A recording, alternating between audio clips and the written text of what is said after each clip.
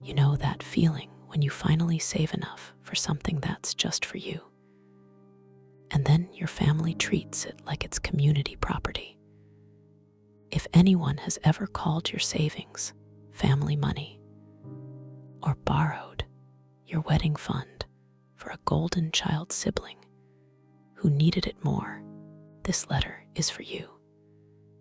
Today's story is from Laura, a 49-year-old woman who saved $30,000 for her later in life wedding, only to find out her golden child brother and their parents quietly drained it to pay for his debts and honeymoon. She didn't smash plates. She printed statements. And at the right moment, she laid every receipt on the table. 1. The late life bride who saved alone. Some girls grow up planning their weddings in scrapbooks. I grew up planning my exit strategies. I'm Laura. I'm 49 years old, and I didn't get my first real proposal until I was closer to 50 than 40. Not because nobody wanted me, but because, for most of my life, my romantic energy got rerouted into taking care of my family. I was the oldest, the responsible one, the second parent, even before I was old enough to drive.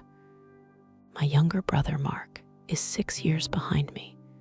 In family stories, I'm the serious one, and he's the free spirit.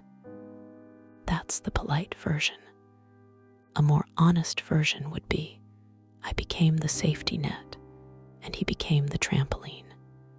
We grew up in a small town in Indiana. My dad was a mechanic. My mom did hair out of the kitchen. Money was always tight, but there was always enough for Mark's travel baseball, his band trips, his once-in-a-lifetime opportunities. When I wanted to go on the senior class trip, my parents said, "You're going to community college in the fall. We can't afford luxuries." When Mark wanted to go to a week-long sports camp 2 states away, they said, "We'll figure it out. We don't want him to miss an opportunity." I watched, took notes, and got a part-time job. By 19, I was paying my own car insurance and my textbooks. By 22, I was helping with the electric bill just this month when Dad's hours got cut. I told myself it was temporary. It was. After community college, I worked my way up from receptionist to office manager to HR coordinator at a mid-sized manufacturing company. Meanwhile, Mark cycled through big dreams like outfits, musician, entrepreneur, influencer, real estate investor. The only constant was that someone else always seemed to be picking up the tab. My parents had a phrase they liked to use about me. "She's so independent." It sounded like a compliment. It was also their favorite justification. "Laura's independent," they'd say, when they co-signed a car loan for Mark, but not for me. "Laura's independent," when they dipped into savings to help him move out, and told me, "You're so smart with money, you don't need help."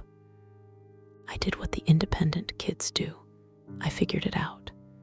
I rented small, I bought used, I packed my lunch. I paid off my car, then my credit cards. I didn't take big vacations. I never asked anyone to co-sign a thing. Along the way, a few relationships came and went. A fiancé in my early 30s who loved the idea of me more than the reality. A long-term boyfriend who needed space, right after we'd looked at rings online. By 40, I had gently put away the wedding fantasy. By 45, I had something else. Security, not wealth.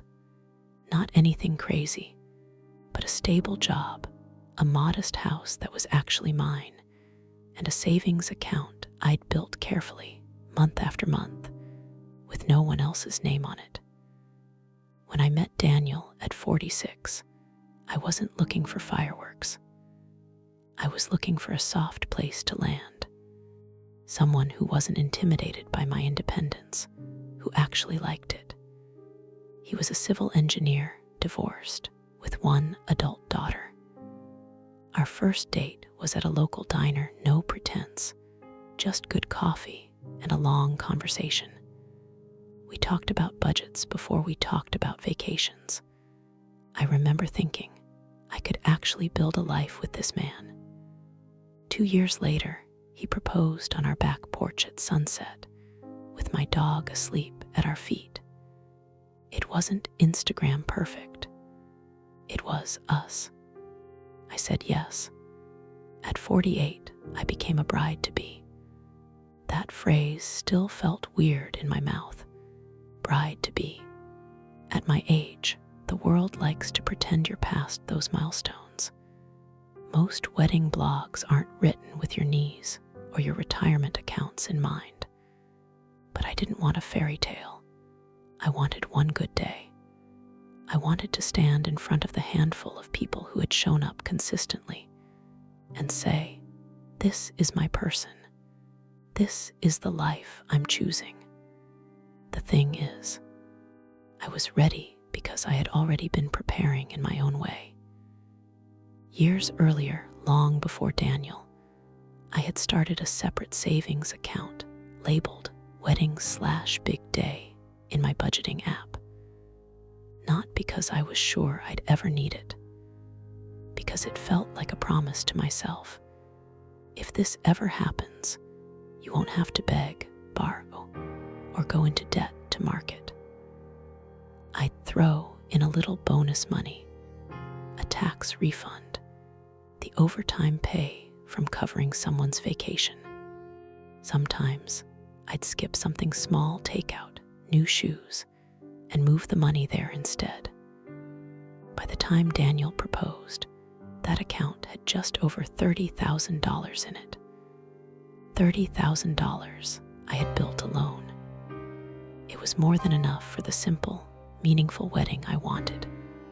A ceremony in a garden, a reception in a rented hall with good food, a DJ who wouldn't play the chicken dance unless threatened, a dress that fit my body and my age, hotel rooms for out-of-town guests who actually mattered. And I told my parents about the engagement. They were happy in their way. My mom cried. "I thought you'd given up on all this," she said, gesturing vaguely at the ring. "You always said you didn't need a man." "I don't," I said. "I want this one." My dad clapped Daniel on the back and made an awkward joke about finally someone taking her off our hands, like I hadn't been off their hands since I was 17. A week later, Mom called me. "So," she said, "we were thinking about your wedding." "Me too," I said, smiling. "You know how we always said we had a little money set aside for your wedding?" she continued. I frowned. "No," I said slowly. "I don't remember that." "Well," she said quickly, "we always meant to. Things were tight. But Dad and I were talking, and we want to help. We're not rich, but we have a bit we can contribute." It was an odd way to phrase it. "I appreciate that," I said. "I've actually been saving for this. I have a fund set aside." "You do?" she said, surprised. "How much?" I hesitated. "Old habits die hard." "Enough," I said. "We'll be okay." "Laura," she chided, "you're so secretive. We're your parents. If there's a fund, you shouldn't keep that burden all on you. We can help manage it. Maybe we can put it into a better account, get some interest. Your dad knows a guy at the credit union." A little alarm bell went off in my head. For almost 3 decades, my money had been invisible work, assumed, relied upon, but never exactly asked about. Now, suddenly, she was very interested in numbers. I appreciate the offer, I repeated, but it's fine where it is. She sighed dramatically. You don't trust us. I closed my eyes. It's not about trust, I said. It's about boundaries. I've got this. She let it go. Or so I thought. What I didn't realize then was that, in their minds, that money already had a label. Not Laura's wedding fund. Family money. And family money in our house has always had one ultimate destination, whatever Mark needed next. 2. The $30,000 wedding fund and the golden child in my family. We never used the phrase golden child.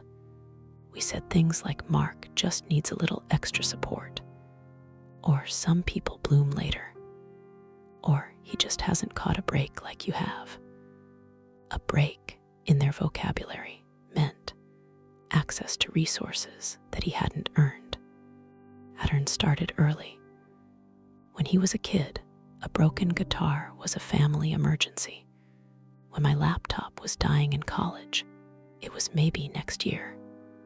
As adults, his rent issues needed urgent attention. My student loans were just what happens when you go to school. By the time Daniel proposed, Mark was 43 and on his third big business idea. This one, he told everyone, was going to be huge. A lifestyle brand for men in their 40s. Podcasts, merch, maybe a bar one day. He had a logo, an Instagram, a vision board. What he didn't have was a steady paycheck. His latest job managing a bar had ended in a pile of unpaid bills and a dispute about creative differences.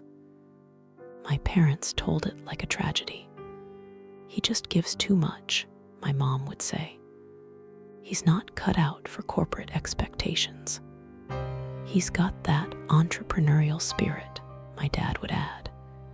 Takes guts. Not everyone can do what he does. What he did from where I was sitting was sink time and other people's money into ideas he abandoned as soon as they stopped being fun. Still, when he announced he'd finally gotten engaged to his long-term girlfriend, Jenna, I was genuinely happy for him. She was kind, stable, a nurse with her own life and her own mortgage. Part of me hoped she would be the anchor he needed. Looks like we're both getting married, I said when he called with the news. Yeah, crazy, right, he said. Double weddings, baby. He laughed like it was the funniest idea in the world. It wasn't going to happen. I didn't want to share an aisle with his chaos, but I let him have the joke. As my wedding fund sat quietly earning interest, his financial situation evolved, the way Mark's situations always did. He needed money for a new camera for the brand, then for a can't-miss conference, then for a deposit on a honeymoon cruise he just knew he could pay off before the final due date. Each time, my parents pitched in. I know because my mom told me. We're helping where we can, she said. He's starting from behind, Laura. You had a head start. I nearly choked. My head start was working 2 jobs in college, I said. His was you paying his rent, she tutted. You always have to make everything so negative. Around this time, Daniel and I started real planning. We booked a date at a local botanical garden. We put a deposit on a small hall for the reception. We toured caterers. We picked a photographer whose portfolio looked like real people, not magazine covers. Every time I transferred money from my wedding/big day fund to pay a vendor, I felt a quiet satisfaction. This is mine, ours. No one can take this away. That's what I believed, because the account was in my name. No joint signatures, no cosigners, no link to my parents. Right, One Sunday at my parents' house, I learned otherwise. We were sitting around the kitchen table after dinner, talking about plans. Mom was in peak, mother of the bride mode, listing things I didn't need. You have to do favors, she said. Maybe Jordan almonds with little tags. And you need chair covers for the reception. And a signature cocktail. I don't need any of that, I said. I'd rather spend on good food and a photographer, she huffed. Well, at least have a proper cake. None of this cupcake nonsense. Dad cleared his throat. Speaking of spending, he said, we've been thinking. Maybe it would be easier if we helped manage the wedding fund. Take some pressure off you. I stared at him. What? You've got so much on your plate, he said, gesturing vaguely. Your job, the house, planning the wedding. We could move that money into the credit union, get a better rate. Keep it in a wedding account so it's not all mixed in with your other stuff. My stomach flipped. Why would it be mixed in? I asked. It's in its own account already. Mom jumped in. We saw that when we helped you set up online banking, remember, she said. There's that sub-account. What is it called? Big Day. That's the wedding fund, right? I felt a flush creep up my neck. They'd noticed. Of course they had. Yes, I said carefully. That's the wedding fund. And how much is in there now? Mom asked, voice too casual. Adequate, I said. What does it matter? It matters if we're going to help protect it, Dad said. What if something happens? What if you get busy and forget a bill? We could set it up so any wedding expenses go through us. That way, you're not stressed. It almost sounded reasonable. If you didn't know them, if you didn't know how many times we'll help manage it, had turned into we used it for something else. I looked at Mark. He was at the other end of the table, scrolling his phone, half listening. I appreciate the offer, I said, but I've got it under control. The money is safe where it is. Mom's mouth flattened. You don't trust us, she said again. I felt that old, familiar lever being pulled. I trust you to be who you are, I said softly. And I'm planning my wedding accordingly. She bristled. What's that supposed to mean? I opened my mouth, then closed it. Dinner wasn't the time. I told myself I would shore up that account, add extra security, maybe move some of it to a different bank to be safe. I did not realize I was already too late because my parents had access to something else. Not my account, but my information. And in the world of online banking, sometimes that's enough. 3. The missing money and the first lie, the first sign something was wrong was a feeling, not a number. I was sitting at my kitchen table one Thursday evening, a month before the wedding, checking on final payments. The florist invoice was due. The DJ deposit needed to be topped up. I logged into my banking app the way I'd done 100 times before. I scrolled to my wedding/big day account. And for a second, my brain refused to translate the numbers. It said 12,486.43, which would have been fine if it hadn't been $30,000 something the last time I looked. I blinked, closed the app, reopened it. Same number, $12,486.43. It felt like vertigo. Okay, I thought, deep breath. Maybe you moved money and forgot. Maybe you remembered the balance. I clicked View Transactions. That's when the nausea hit.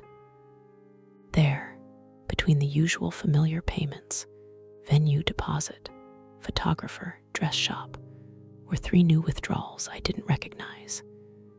$8,000 cashiers, check regional credit union, $6,500. CRUSLNE Holidays, $3,000.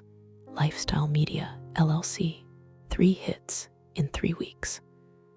All labeled as coming from my Big Day account.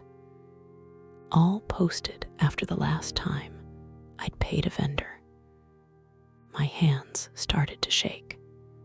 I grabbed a notebook and wrote the amounts down. $8,000, $6,500, $3,000, $17,500. The difference between $30,000 and $12,486.43. Okay, I said out loud to my empty kitchen.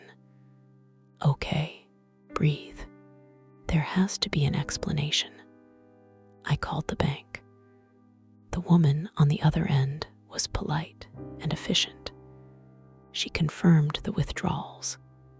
Yes, Miss Surname, those transactions were authorized through online banking, she said, from your sub-account. But I didn't authorize them, I said. I didn't set up a cashier's check. I didn't pay Cruiseline Holidays. I don't even know what Lifestyle Media LLC is. She hesitated. Let's check the IP addresses used, she said. She put me on hold. Those few minutes felt like an hour. When she came back, her voice had a different tone. Ms. Surname, she said, these transactions were all initiated from a device at a residential IP address belonging to parent's last name in my hometown. Does that mean anything to you? For a moment, I couldn't speak. Yes, I said finally. Those are my parents. There was a long pause. Do your parents have authorized access to your online banking? She asked. No, I said slowly. Not officially. They helped me set it up on their computer once, years ago. But there's no joint account. It's in my name only. I see, she said. I'm sorry, Ms. Surname, but from the bank's perspective, these logins were from a familiar device.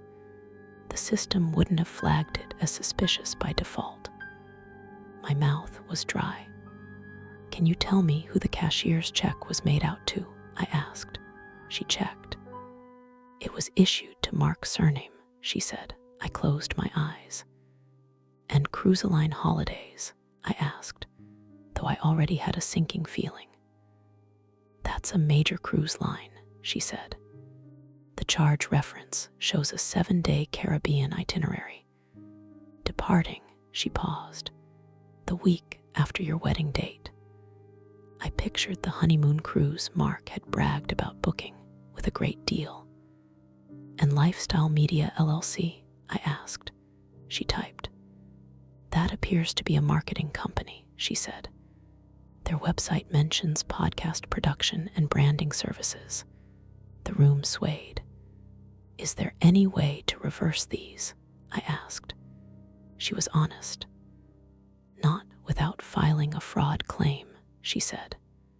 And since the device is familiar and the payee is your brother, the bank is likely to treat this as a family dispute, not an external fraud.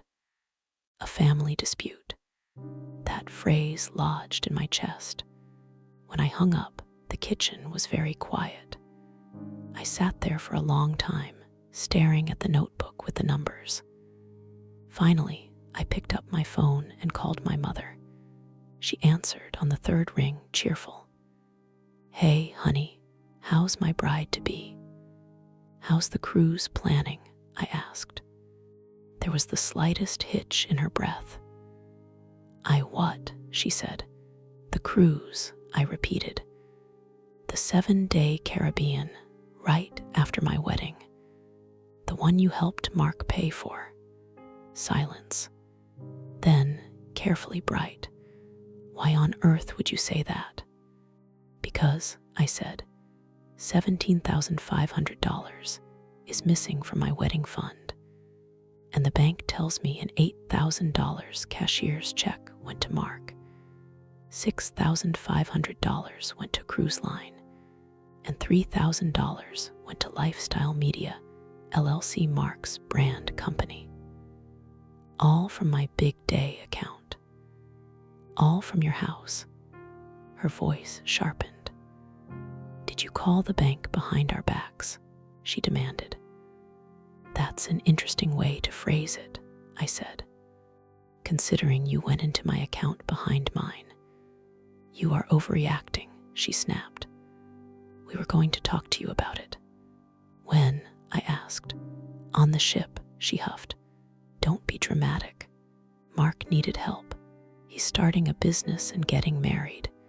We didn't want him to start his life behind. You have a good job. You'll be fine. There it was. The line I'd heard all my life, weaponized for one final theft. You took my wedding fund, I said slowly. The money I saved, without asking, to pay for his wedding and his business. We borrowed it, she insisted. We'll pay you back. We just moved it temporarily. It's all family money anyway. What's yours is ours. No, I said quietly. What's mine is mine. What's his is his. Don't talk like that, she snapped. You sound selfish. After everything we've done for you, I laughed. I couldn't help it. It spilled out, bitter and shocked. After everything you've done for me, I repeated. You mean the years I paid your utilities, the times I covered Mark's rent, the second mortgage I helped you refinance, and now you've stolen $17,000 out of my wedding fund and called it a loan.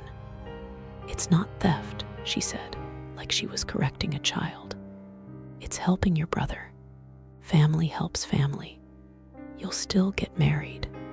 Nothing's changed. Everything had changed. My budget, my trust, the story I'd been telling myself about what my role in this family was. I took a breath. Okay, I said. If it's a loan, you won't mind putting that in writing. What?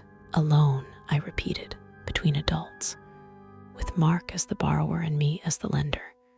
We can discuss terms. It will be in writing. You're being ridiculous, she said. We are not signing paperwork. This is family. That, I said, is exactly the problem. I hung up before she could reply. Then I opened a new folder on my computer and titled it Wedding Fund Receipts. I didn't know exactly how I was going to use it yet, but I knew this. For the first time in 30 years, I was going to treat my family like I would treat any other party in a dispute. Not with screaming, with documentation. I started downloading statements, screenshots, IP logs, cruise confirmations. I had a wedding to pay for, and now I had a case to build. 4 receipts, bank logs, and the family dinner ambush if this had happened to one of my HR clients. I knew exactly what I'd tell them. Document everything. Do not confront anyone until you know precisely what you're saying no to. So I treated my own family like a problem file. I printed bank statements, 3 months worth, for my wedding/big day account. I highlighted the 3 withdrawals. I added the IP address notes from the bank call. I printed the cruise confirmation email I found in my mother's shared inbox. She had forwarded it to her sister with the subject line, Mark's honeymoon. Like a teenager, I printed screenshots from Mark's brand website, where he bragged about investing in himself and betting on his vision. Then I slipped everything into a plain black binder with plastic sleeves. On the front, I wrote, Wedding Fund Loan File. Daniel watched me put it together at our dining table. You sure you want to go this route? He asked. I don't see another route, I said. If I scream, I'm hysterical. If I let it go, I'm complicit. This is the only language they respect: numbers, papers, grown-up business. He nodded slowly. I'll be there, he said. You don't have to do it alone. A week later, my parents invited us to dinner. Let's all sit down and talk about wedding plans, my mom said on the phone. We don't want this silly misunderstanding to ruin things. Silly misunderstanding. That phrase almost made me cancel. Instead, I put the binder in my bag. We arrived to the usual scene. My mom fussing over food, my dad watching sports with the volume too loud, Mark and Jenna on the couch scrolling their phones. Jenna looked up when we came in. Hey, she said, smiling. I'm so excited we're both doing this. Weddings are stressful, huh? You have no idea, I said. We ate. We made small talk. Dessert came out, store-bought pie slid onto paper plates. Then my dad cleared his throat. Okay, he said. Let's clear the air. We don't want bad blood in this family. I agree, I said. I pulled the binder out of my bag and set it on the table. My mother's eyes narrowed. What's that? She asked. Clarity, I said. Since there seems to be some confusion about whose money is whose, she bristled. You're not dragging outsiders into this, she said, glancing at Daniel. Daniel is my fiancé, I said. He's not an outsider. And this, I tapped the binder, is between me and the people who took $17,500 out of my account. Mark rolled his eyes. Oh my God, he said. You're still on that. We told you we'd pay it back. Show me, I said. He blinked. What? Show me where that agreement exists, I said. Because from where I'm sitting, it looks like unauthorized access and misappropriation of funds. Mom scoffed. Listen to you. Big bad corporate words. This is family, Laura. Then it shouldn't be hard to put the family story in writing, I said, flipping the binder open. Let's start with the basics. I slid a copy of the bank statement across the table. This is my big day account, I said, opened in my name only. I funded it with my salary, my bonuses, my tax refunds. Nobody else's money went in. We all agree on that. Dad shifted in his chair. Well, yes, but thank you, I said. Now, here are the 3 withdrawals. $8,000 to a cashier's check for Mark. $6,500 to Cruiseline Holidays. $3,000 to Lifestyle Media LLC. All initiated from your IP address. Any of that inaccurate? My mother's lips thinned. We didn't think you'd mind, she said. I didn't ask if you thought I'd mind, I said calmly. I asked if anything on this page is false. No one spoke. Okay, I continued.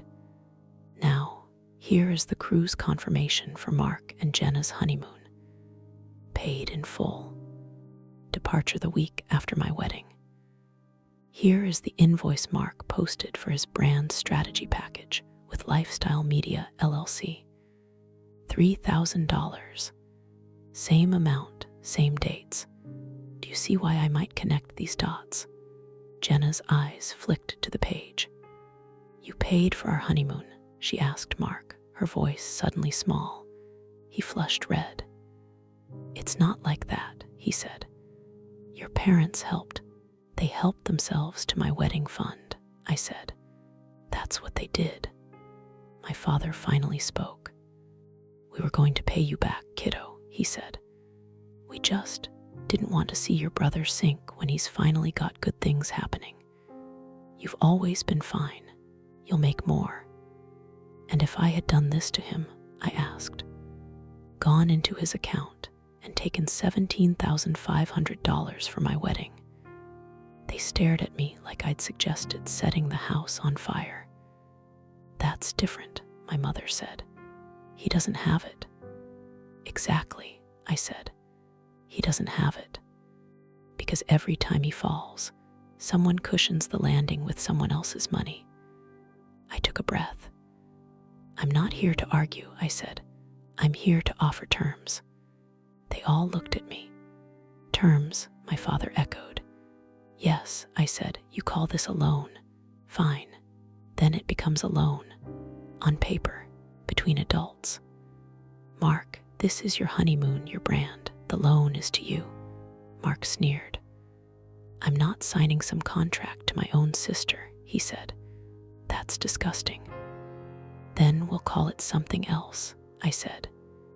In that case, I will be filing a police report for unauthorized access and theft. And I'll be notifying the bank. My mother gasped.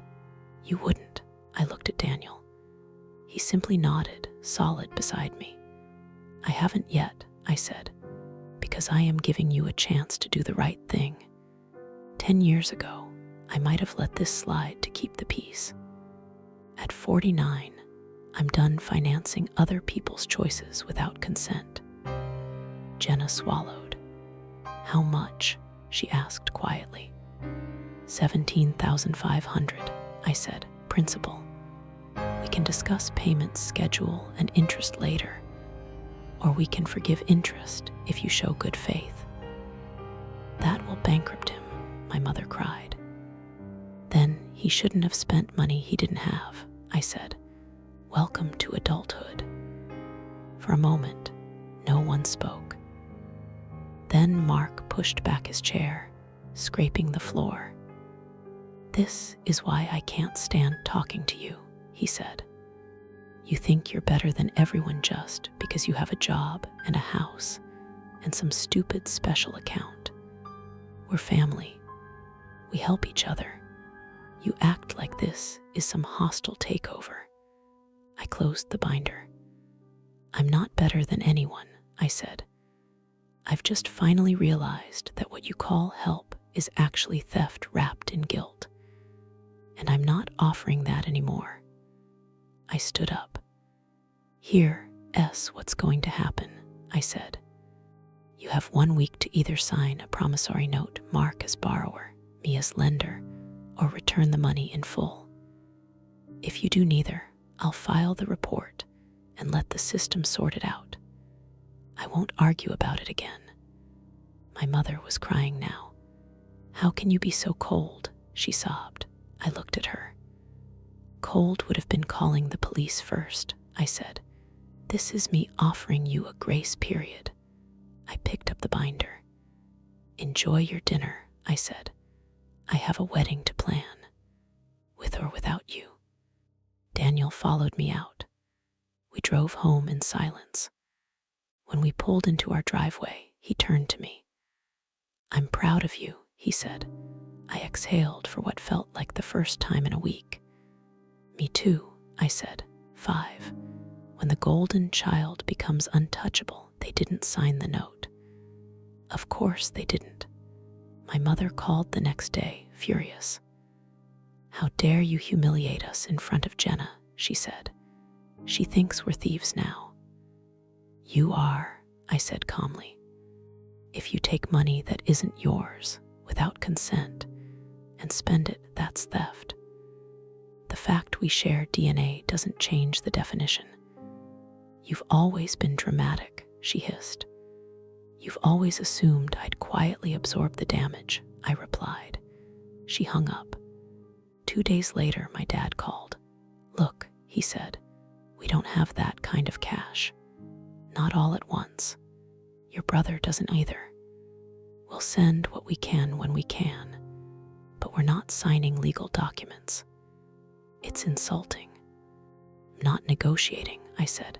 No paper, no agreement. No agreement, I proceed, he sighed. You're going to tear this family apart. It was already torn, I said. I'm just not stitching it together by myself anymore. A week later, I filed the police report. The detective who took my statement was professional, but clearly used to this kind of mess. Family, he asked when I explained. Yes, I said. He nodded like that answered a question he hadn't voiced. "I'll be honest," he said.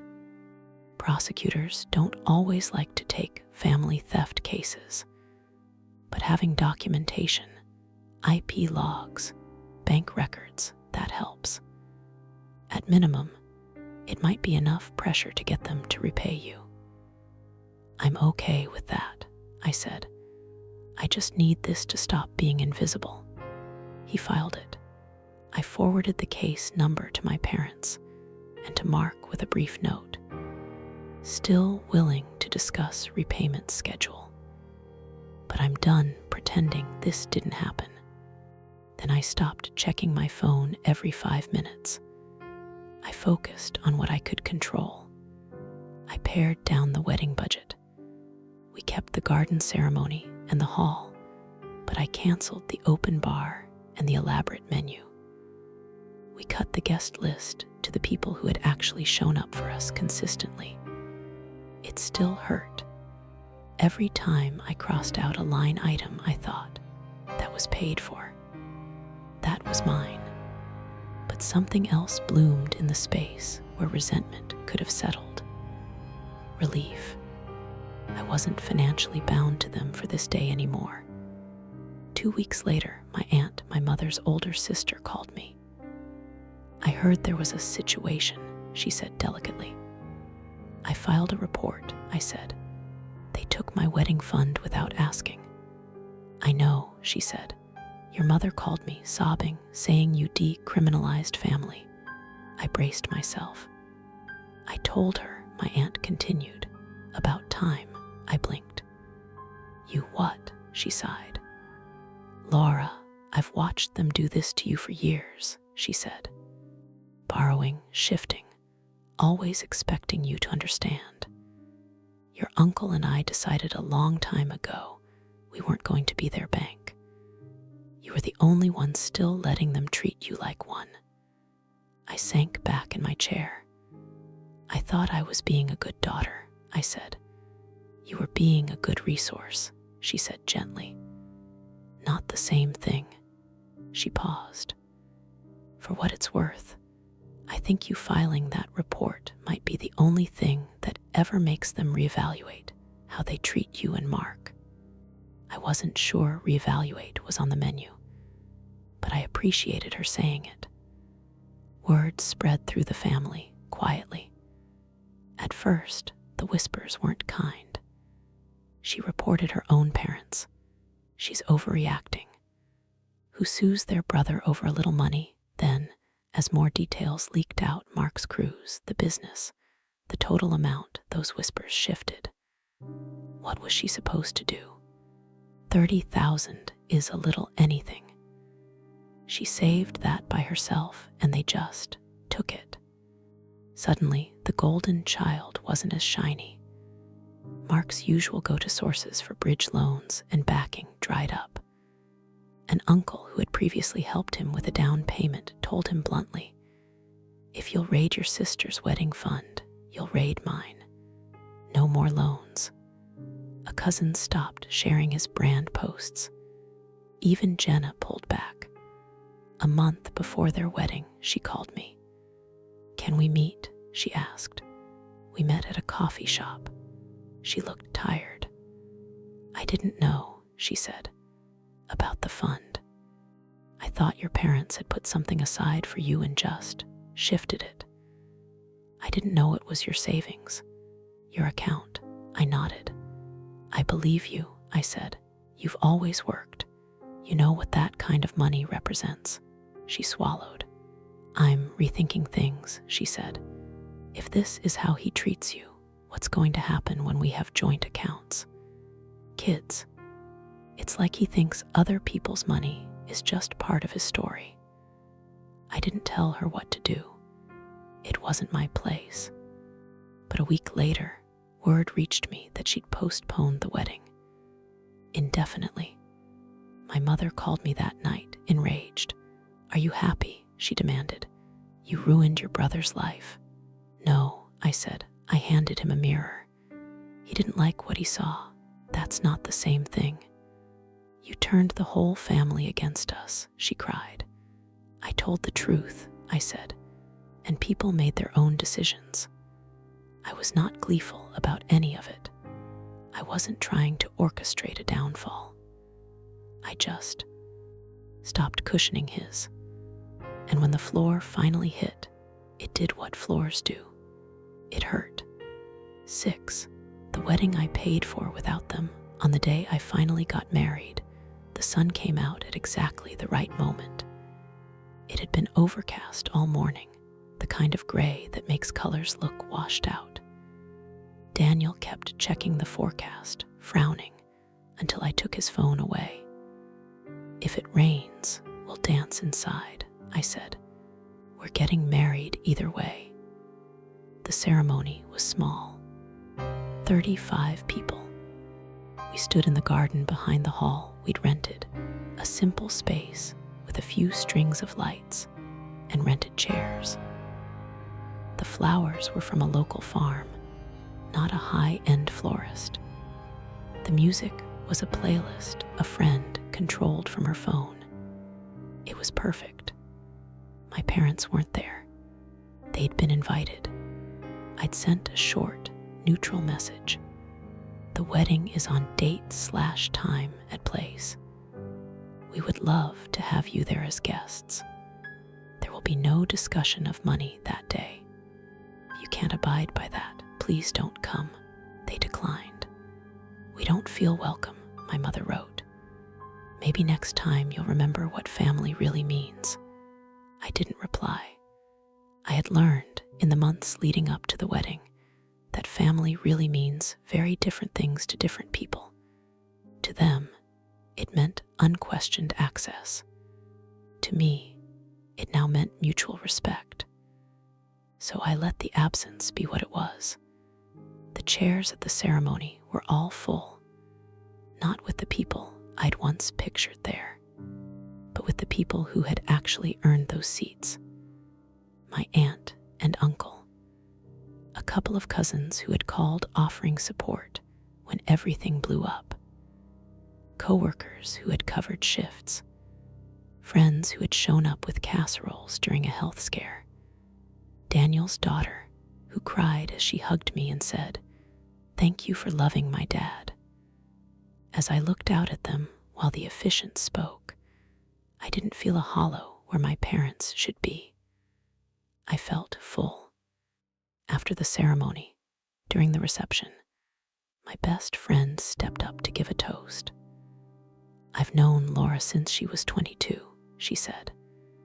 Back then, we used to joke that she was a middle-aged woman trapped in a young body, because she was always the one taking care of everyone else." There was laughter. "Over the last year," she continued, "I've watched her do something much braver than get married. I've watched her finally stop believing that she has to earn love by paying for it." She raised her glass toward me.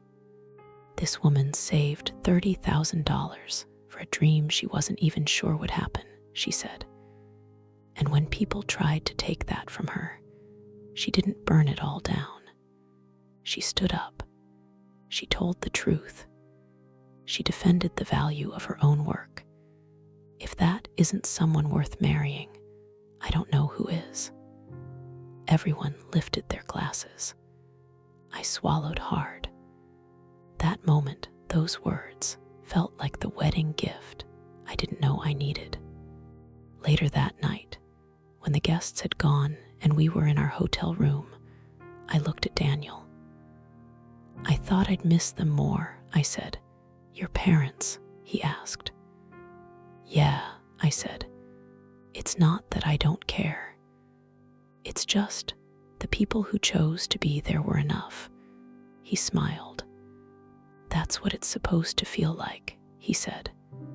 We sat there in the quiet, the sound of a muffled party still humming somewhere below us, and I realized something simple and profound. The most important part of my wedding wasn't the money I'd saved, or the money I'd lost, or even the money I recovered through a repayment plan. the detective eventually brokered.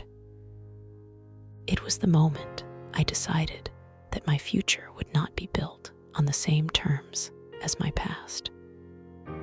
No more family money that magically always flowed one direction. No more being the default lender because I made more. No more watering dead plants and calling it loyalty. Since then, I've started asking myself a new question whenever someone hints that my resources are really ours. Would they do the same for me? Not in theory, in practice. If the answer is no, the check does not get written. Maybe you're listening to this thinking, that's harsh. That's not how family works. Or maybe you're listening and thinking, I wish I'd learned that 20 years ago. If your wedding fund, or your college fund, or your house deposit, or your emergency savings has ever been treated like a communal piggy bank for a golden child sibling, you are not crazy for feeling violated. You are not selfish for wanting your own work to benefit you. You are not ungrateful for saying no after a lifetime of yes. You are allowed to ask for repayment. You are allowed to document what happened. You are allowed to say, this is theft, even if the thief shares your last name. You are allowed to plan a smaller wedding and a bigger future. And you are absolutely allowed to redefine what family first means so that it finally includes you. If you feel safe, share your story in the comments. Have your parents or siblings ever borrowed your wedding or college fund just for now? Did you ever get it back, or did you have to build again from scratch? What would you do differently if you could go back to the moment you first saw the missing money? If you're not ready for details, just write. I found receipts too. The people who have lived this will know exactly what that means. And to everyone who's been the independent one while someone else floated, may your next big milestone be paid for by the person who earned it, you. And may the only thing you share without limits be your story.